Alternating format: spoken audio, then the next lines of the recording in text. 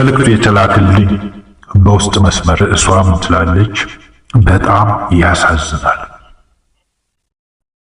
በቃላት ደረጃ እንኳ መልስ ከሰጠን ብዬ ሙሉ ቪዲዮውን ተከታተልኩት። ቅስም በሚሰብር ሁኔታ ባለሙያዎች የጠየቁትን ጥያቄ ትተው ስለሌላ ጉዳይ ሲያወሩ ጊዜው አለቀ። ክፍል 2 ቢኖረው ብዬ ተመኘሁ። አንዳንድ ቦታ ላይ የሚያሳዝኑ ንግግሮች ሁላ ነበሩት። ከዚህም ውስጥ አንዱ እኔና አንተ ለቀጣይ 15-20 ዓመታት ቀበቷችንን ጠበቅ አድርገን ለጊዜውም ቢሆን እንቸገር፣ እኛ ባያልፍልን እንኳ ልጆቻችን ያልፍላቸዋል ሲሉ ይደመጣሉ። እኛ የጤና ባለሙያዎች ራበኝ፣ ታረዝኩ፣ ልጆችን ማስተዳደር አልቻልኩም፣ ማስተማርም አልቻልኩም ያልነው እንዴት ብለን ቀበቷችንን እናጠብቅ? ረሃብ 20 ዓመት ይጠብቀናል።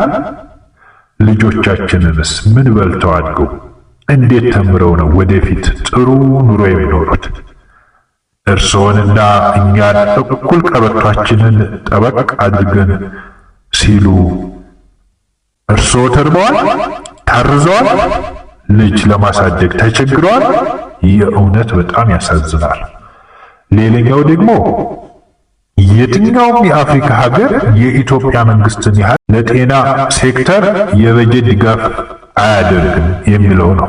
እንግዲህ ሚጢጢየዋ ሩዋንዳ አንድ ሆስፒታል ለመስራት ሳይሆን ለማደስ $250 ሚሊዮን ትመድባለች። በ2024-25 እንኳ $462 ቢሊዮን ለጤና ዘርፍ መድባለች። ጀስት ለ14.5 ሚሊዮን ህዝብ 2025 ዳታ ነው።